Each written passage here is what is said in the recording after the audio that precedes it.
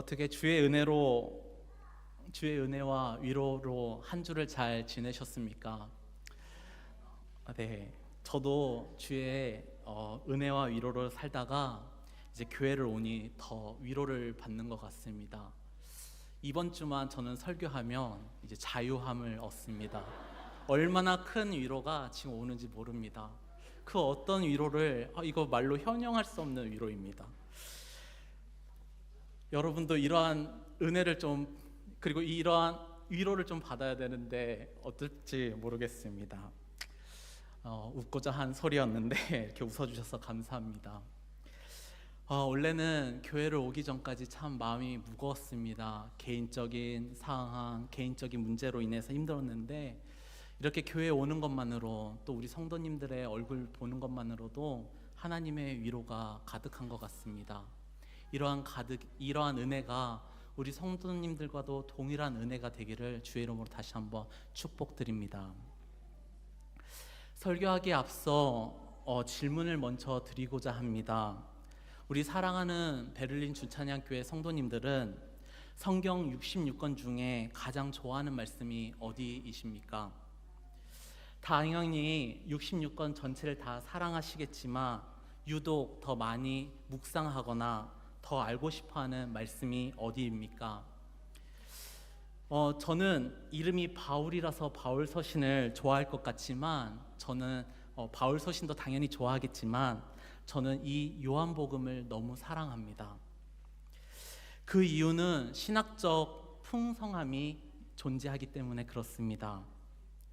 신학적 풍성함이 있는 이유 중에 그 하나는 역사 신학자들이 설명하기를 사도 요한이 이 말씀을 쓸 때 보편교회에 하나의 문제가 있었다라는 겁니다. 바로 그 문제는 이단들이 출몰했습니다. 그 이단의 이름은 바로 영지주의라는 이단입니다. 이 영지주의는 무엇인가 했더니 특별한 지식에 이르러야 구원에 이른다라고 가르칩니다. 이 특별한 지식은 그냥 깨달음입니다. 어떠한 것도 없습니다. 그냥 깨달음, 내 자신의 깨달음입니다. 근데 이 깨달음 속에서, 이 가정 속에서 더럽고 추악한 육체를 벗어나 영혼이 깨끗해져야 한다라고 말을 합니다. 그래서 이들의 가르침에 가현설이라는 설이 있습니다. 이 가현설은 무엇인가 했더니 성스럽고 거룩한 예수 그리스도께서 더럽고 추악한 육체를 입을 수 없다라고 가르칩니다. 그러면 그 인간으로 오신 예수님은 누구이신가라고 했을 때 그냥 인간처럼 생긴 어떤 형상이라고 가르칩니다. 이렇게 가르치면 무슨 문제가 있냐면 우리의 구원이 문제가 생깁니다. 이러한 가르침 때문에 보편교회, 즉 주는 그리스도시요 살아계신 하나님의 아들이십니다 라고 고백하는 이 보편교회가 큰 위기에 처하게 됩니다. 그리고 모든 성도들이 의심하기 시작을 합니다. 진짜 예수님이 하나님, 진짜 예수 그리스도가 인간으로 오셨어? 라는 끊임없는 질문을 교회에다가 하기 시작을 합니다. 이 일로 인해서 이제 교회가 막 분열이 되고 있을 때 한 학자들이 말하기를 사도 요한이 펜을 집어 이제 교회를 향해 이 답을 하기 시작했다라고 말을 합니다. 이거는 하나의 학설입니다. 왜냐하면 시대적으로 맞지 않기 때문에 그렇습니다. 그러나 중요한 게 하나 있습니다. 이 말씀을 쓴 진짜 목적이 무엇이냐 했을 때 무언가 교회에 큰 문제가 발생했는데 그 문제는 무엇이냐? 예수님은 누구이신가라는 기독론이 지금 흔들리고 있었다는 겁니다. 그 사실을 알고 지금 사도 요한은 자신이 펜을 잡고 내가 만난 예수님에 대해서 지금 쓰고 있었다는 겁니다.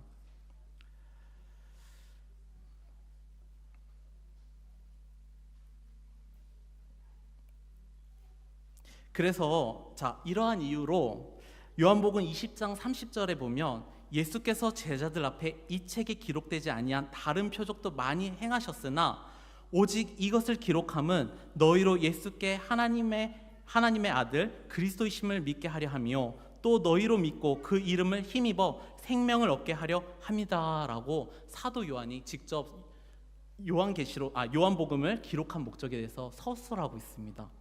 이 뜻은 지금 사도 요한이 목적을 가지고 어떠한 문제를 가지고 쓰고 있다는 것입니다.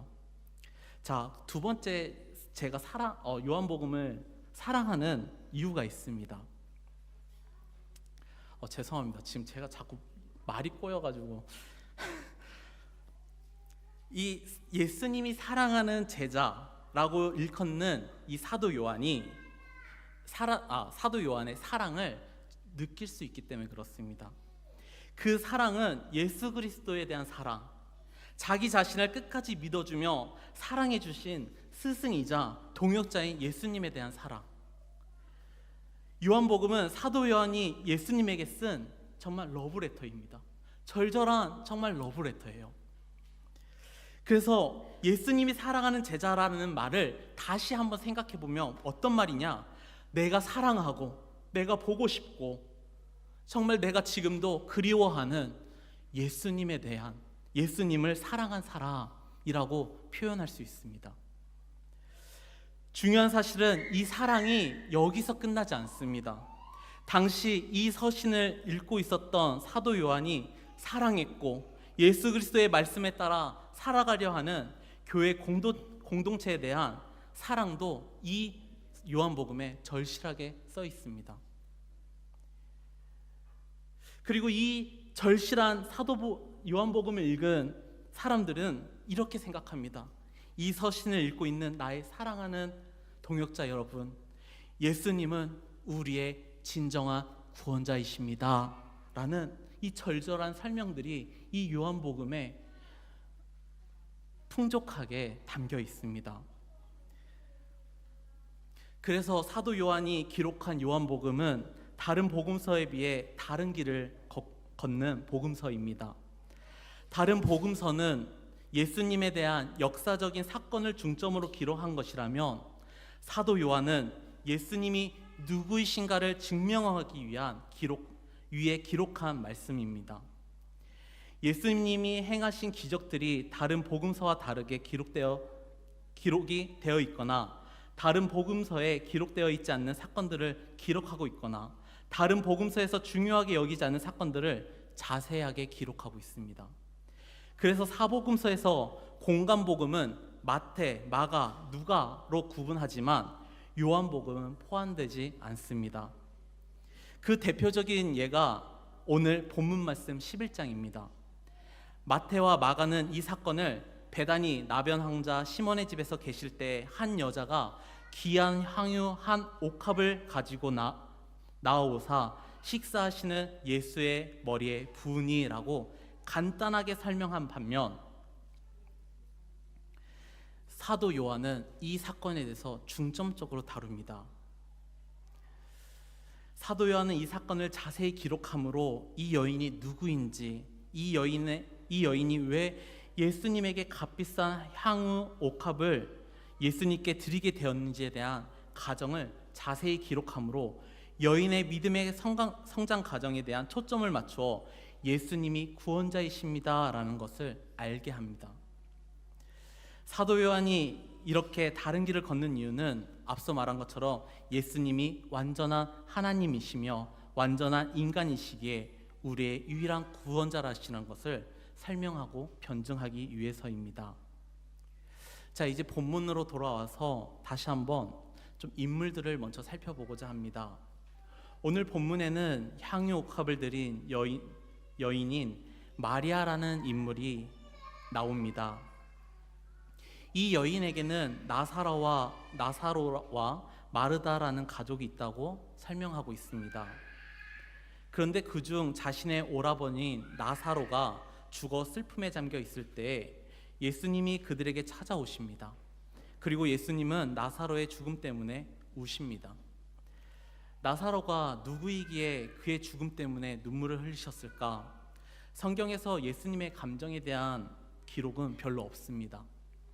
그래서 손가락에 뽑힐 정도로 예수님이 우셨다라는 기록을 찾아볼 수 있는데, 오늘의 본문에서 한 번, 예루살렘의 멸망 때문에 한 번, 그리고 겟세마네 동산에서 한 번, 이렇게 총 성경에서는 예수님이 3번 우셨다라고 기록하고 있습니다. 이 정도면 나사로와 그의 가족들에 대해서 좀 궁금해집니다. 나사로에 대해 자세히 기록되어 있지는 않지만 성경에서는 나사로에 대해 조금씩 언급하고 있습니다. 마태복음 26장 6절과 마가복음 14장 3절에는 나사로를 이렇게 설명하고 있습니다. 예수께서 베다니 나병 환자 시몬의 집에서. 마태복음과 마가복음에는 나사로가 나병 환자 시몬이라고 말합니다. 많은 성경학자들도 나사로가 나병 환자 시몬과 나사로가 동일한 인물이라고 말합니다. 나병 환자 시몬은 예수님을 만나서 치유를 받고 하나님은 나의 도움이시다라는 뜻을 가진 나사로라는 이름으로 살아갑니다.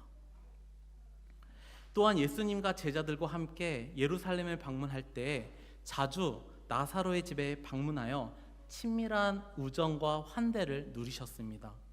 그래서 오늘 본문 4절에는 사랑하시는 자라고 나사로를 칭하고 있습니다. 그리고 마르다와 마리아도 잠시 좀 살펴보자면, 마르다와 마리아는 나사로의 누이들입니다. 또한 예수님의 공생애 때에 예수님의 따르던 많은 여인들 중에 가장 핵심적인 인물이 바로 마르다와 마리아였습니다. 그녀들은 예수님께 헌신적인 인물들이었습니다. 누가복음 10장 38절 이하에 보면 이렇습니다. 그들이 길 갈 때에 예수께서 한 마을에 돌아가심에 마르다라 이름하는 한 여자가 자기 집으로 영접하더라. 그에게 마리아라 하는 동생이 있어 주의 발치에 앉아 그의 말씀을 듣더니 마르다는 준비하는 일이 많아 마음이 분주한지라. 예수께 나아가 이르되 주여 내 동생이 나 혼자 일하게 두는 것을 생각하지 아니하시나이까. 그를 명하사 나를 도와주라 하소서. 그녀들은 각자의 자리에서 예수님을 섬겼습니다. 마르다는 예수님을 접대하기 위해 분주하게 일할 만큼 섬겼고, 마리아는 예수님의 말씀을 듣고 싶은 간절함이 있어 하나님 앞에 있었으며, 또한 300데리온이라는 비싼 향유를 하나님 발에 붓고 자신의 머리털로 씻으며 믿음을 보였던, 그리고 예수 그리스도를 섬겼던 여인들이었습니다. 본문 21절과 21절에서도 마르다가 예수께 여짜오되 주께서 여기 계셨더라면 내 오라버니가 죽지 아니하였겠나이다. 그러나 나는 이제라도 주께서 무엇이든지 하나님께 구하시는 것을 하나님이 주실 줄을 아나이다. 마르다가 예수님께 한 말에는 예수님에 대한 비난과 확고한 믿음이 동시에 표현되어 있는 말입니다. 나사로가 병들어 있음을 알렸음에도 바로 오지 않은 예수님께 실망했지만, 그래도 예수님께서 자신이 원하시는 바를 이루어 주실 것을 확신하고 있는 것처럼 하나님에게 말씀하고 있습니다. 예수님께 말하고 있습니다.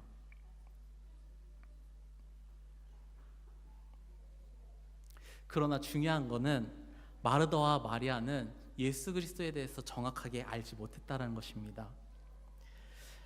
그래서 예수님은 25절 이하부터 마르다에게 나는 부활이요 생명이니 나를 믿는 자는 영원히 살겠고 무릇 살아서 나를 믿는 자는 영원히 죽지 아니하리니 이것을 내가 믿느냐라고 물어봅니다. 그녀의 대답을 보면 또 믿음 있는 대답을 했다고 생각할 수 있으나 헬라어 성경을 보면 그렇지 않습니다. 그녀는 지금 부활과 생명에 대한 예수님의 가르치심 자체를 이해하지 못하고 있습니다. 면목상의 신학에 대한 대답을 함으로써 동문서답을 합니다. 그 이유는 39절에서 마르다는 예수님의 부활의 능력을 의심하고 있기 때문입니다. 또한 마리아도 같습니다. 32절에 마리아는 또 예수님께 주께서 여기 계셨더라면 하며 예수님을 언니와 같이 예수님을 비난하고 있습니다. 그리고 33절에 예수님은 비통이 여기시고 라고 합니다. 여기서 느낀 비통은 격렬한 불쾌감으로써 나사로의 죽음 때문이 아니라 마리아의 행동 때문이라고 되어 있습니다. 예수님은 마리아에게 예수님의 교훈을 주시고자 하여 마을에 들어가지 않고 마르다가 자신을 맞이했던 곳에서 기다리고 있는데, 마리아의 자의는 아니었지만 유대인들과 같이 나와 이 예수님과의 대화를 방해합니다. 또한 마리아는 예수님의 이야기를 들어보지 않는 상태에서 앞서 말했듯이 예수님을 비난하였기에 예수님은 비통함을 느끼십니다. 마르다와 마리아는 예수님께서 우리를 구원해 주실 그리스도이심을 믿고 있었지만 사람의 생명을 주관하시는 주인이라는 사실까지는 파악하지 못했습니다. 그래서 24절에 그녀는 마지막 때의 부활을 말하며 자신의 오라버니 나사로의 죽음에 대해 스스로 위로하고 부활의 능력을 의심하고 있습니다. 사도 요한은 여기서 우리에게 말하고 싶었던 것은 구원자이신 예수님을 말하며 나는 부활이요 생명이신 예수님, 즉 생명을 주관하시는 예수님에 대해서 이야기하고 싶어 했습니다. 그리고 예수 그리스도의 부활과 성도의 부활은 예수 그리스도로 말미암아 꼭 이루어진다는 사실을 말하고 싶어 했습니다. 우리도 마르다와 마리아와 같은 실수를 합니다. 말로는 하나님은 불가능한 게 없는 분이시지 라고 명목상의 말은 하지만 우리의 머리로는 하나님을 제약하고 있을 때가 많습니다. 그런 예수님은 우리에게 마태복음 17장 20절에서 이르시되 너의 믿음이 작은 까닭이라 진실로 너희에게 이르노니 만일 너희에게 믿음이 겨자씨 한 알만큼만 있어도 이 산을 명하여 여기서 저기로 옮겨지라 하면 옮겨질 것이요 또 너희가 못할 것이 없으리라 하며 말씀하고 있습니다. 한글 번역에서는 너의 믿음이 작은 까닭이라 라고 되어 있지만 헬라어 성경을 직역하며 믿음이 없음, 믿음이 부족함으로 해석할 수 있습니다. 즉 믿음의 결핍된 상태를 말합니다. 예수님은 우리를 너무 잘 알기에 큰 믿음으로 말하는 것이 아니라 겨자씨 같은 믿음으로 큰 믿음을 이루겠다라고 말하고 있습니다. 오늘 본문에서 나사로가 죽은 지 나흘이 되었다 합니다. 이건 완전히 죽은 상태를 말합니다. 그래서 살아날 수 없는 상태를 말하지요. 죽은 나사로의 의미는 두 가지를 의미합니다. 첫 번째는 육체적인 죽음을 말하고 있으며 두 번째는 영적인 죽음을 말하고 있습니다. 저는 오늘 여기서 영적인 죽음에 대해서 좀 같이 살펴보고자 합니다. 사도 바울은 예배소서 2장 1절에서 그는 허물과 미로 하나님께서 제시한 생, 즉 우리에게 주신 하나님이 주신 비전을 정확하게 맞추지 못하는 모든 행위들을 죄라고 표현을 합니다. 인간은 인류의 시조이자 대표자인 아담의 범죄로 인해 죽음을 경험하게 되었습니다. 이 죽음은 1차적으로 육체적 죽음을 의미하며 2차적으로는 영적 죽음을, 즉 하나님과 영적으로 단절된 상태를 의미합니다. 이에 대해 이사야 59장 2절에서는 오직 너희 죄악이 너희와 너희 하나님 사이를 내었고 라고 합니다. 이것은 하나님의 명령을 불순종하고 선악과를 따먹은 아담과 하와를 영적인 사망 선고를 받은 것처럼 우리도 우리의 허물과 죄로 인해서 하나님 사이가 단절되었다라는 것을 말하고 있는 것입니다. 그 결과 죄인인 인간에게는 영원한 죽음이 찾아오게 되었습니다. 그래서 주님의 말씀을 보아도 보지 못하며 들어도 들을 수가 없으며 깨달을 수가 없는 것입니다. 우리는 영적인 죽음을 맞이하였기 때문에 마르다와 마리아 같은 실수를 하게 됩니다. 우리는 믿음으로 보지 못하고 오직 우리의 이성의 눈으로 현실을 보며 죽은 지 나흘 된 나사로만 계속 끊임없이 그것만 보게 됩니다. 35절에 예수께서 눈물을 흘리시더라 라고 되어 있는데, 이 눈물의 또 다른 의미가 33절에 나사로 때문에 우셨지만 더 정확한 것은 하나님을 제대로 알지 못하는 우리 때문에 우셨다라고 말하고 있는 것입니다. 예수님은 자신이 메시아라는 것을 알리고 가르치셨으나 아무도 예수님을 믿지 않고 배척하였고, 끝내는 창조주가 피조물에 의해 죽임을 당하였습니다. 이렇게 된 이유는 앞서 말했던 것처럼 영적인 죽음으로 하나님으로부터 단절되었기 때문에 우리가 하나님을 죽인 거나 마찬가지입니다. 그렇다면 우리는 어떻게 해야 할까요? 하나님은 오늘도 우리에게 43절과 같이 나사로야 나와라 라고 큰 소리로 외치고 계십니다. 그런데 우리는 마르다와 마리아처럼 예수님을 제대로 알지 못하며, 아니 영적인 상태 때문에 예수님을 제약하고 있지는 않은지, 또는 하나님을 만나야 할 이 장소에서 무덤의 입구를 막은 돌처럼 우리의 마음과 눈을 닫고 있어 주님의 소리를 듣지는 못하는지, 우리는 이 말씀을 통해서 다시 한번 우리의 신앙을 점검할 필요가 있습니다. 사도 바울은 죽은 영을 살릴 수 있는 방법을 로마서 8장 11절에 아주 자세하게 설명합니다.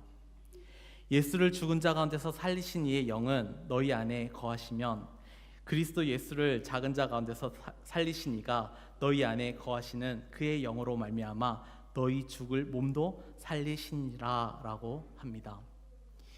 이 말씀을 좀 설명하자면, 성령이 내주하는 자는 하나님께서 성령에 의해 예수님을 사망 권세로부터 살리심과 같이 우리를 다시 일으킴을 받게 될 것이라는 말씀입니다.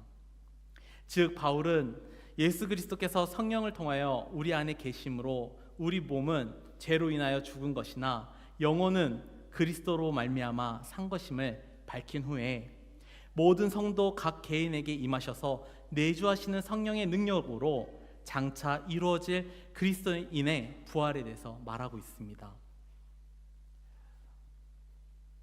그러면서 사도 바울은 예수의 영, 즉 성령 하나님을 소멸치 말라고 우리에게 권면합니다. 데살로니가 전서 5장 17절에 쉬지 말고 기도하라 라고 말합니다. 이 구절을 잘 또 보여주는 구약 성경이 있는데, 시편 103편 1절의 고백처럼 내 영혼아 여호와를 송축하라, 내 속에 있는 것들아 다 그의 거룩한 이름을 송축하라. 이 말씀처럼 우리는 주님을 항상 찬양하고 기도해야 합니다. 이러한 진정한 찬양이 나올 때 우리도 마리아와 같이 예수님 앞에 가장 귀한 향유 옥합을 드릴 수 있는 겁니다. 이제 좀 마무리를 하고자 합니다. 오늘 본문 말씀처럼 우리는 나사로처럼 주의 말씀을 듣고 순종하기만 하면 됩니다. 하나님은 우리에게 큰 것을 요구하지 않고 겨자씨만한 믿음을 원하십니다. 그래서 나사로야 나와라 할 때 우리는 하나님을 찬양하고 하나님께 기도하면 됩니다. 이 말씀을 좀 함께 읽고 끝냈으면 좋겠습니다. 아가서 2장 10절인데요. 함께 읽어보겠습니다. 시작. 나의 사랑하는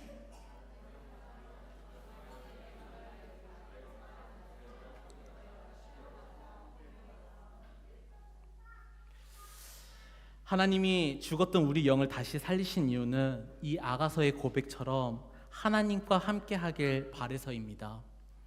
오늘 우리 성도님들이 아가서의 고백처럼 하나님의 사랑, 내 어여쁜 자가 되어 하나님을 찬양하고 하나님과 동행하는 귀한 하나님의 자녀들이 되시기를 주의 이름으로 축복합니다.